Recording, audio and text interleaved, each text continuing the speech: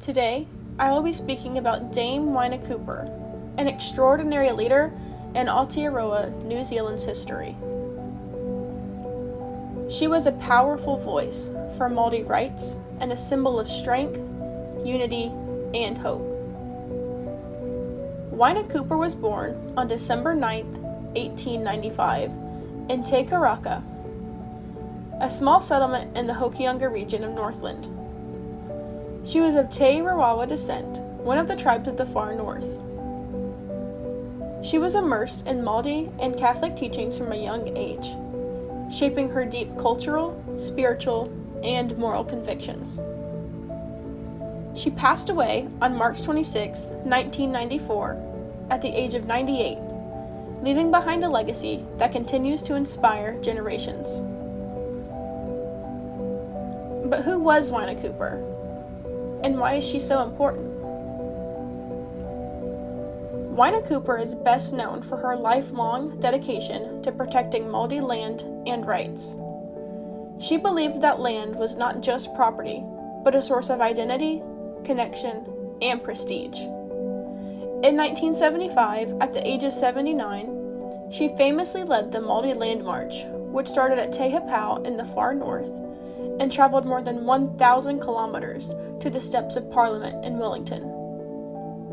With the rallying cry, "Not one more acre," she protested the ongoing loss of Māori land.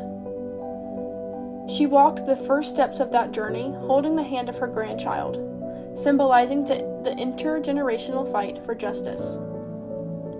That image of a grandmother and her grandchild leading a movement became iconic nationwide.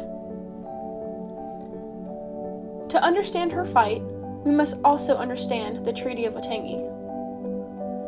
Signed in 1840 between Māori chiefs and the British Crown, the treaty protected Māori rights, especially regarding land ownership and sovereignty. However, the English and Māori versions of the treaty differed significantly, leading to decades of misunderstanding, land confiscations, and breaches of trust. The promises made in the treaty were broken time and time again. In response to these injustices, the Waitangi Tribunal was established in 1975, the same year as the Māori Land March. Its role was to investigate breaches of the treaty and make recommendations for redress.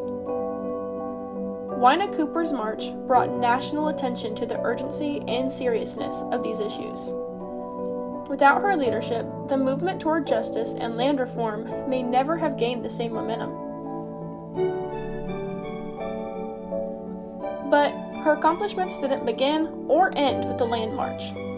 In life, Whina Cooper became the first president of the Māori Women's Welfare League in 1951, aiming to improve health, housing, and education for Māori families. She was a passionate advocate for women and children, and her leadership helped elevate the voices of Māori women nationwide. Her work showed that activism was not limited to protests. It was about community care, upliftment, and preserving culture in every form. In 1981, in recognition of her immense contributions, Whina Cooper was made a Dame Commander of the Order of the British Empire. She also received the Order of New Zealand, the highest civilian honor, in 1991. Whina Cooper once said, "Take care of our children. Take care of what they hear. Take care of what they see. For how the children grow, so will the shape of Aotearoa." She was more than a leader. She was a protector, a warrior, and a grandmother to a nation. Her legacy reminds us that fighting for justice is long and complicated.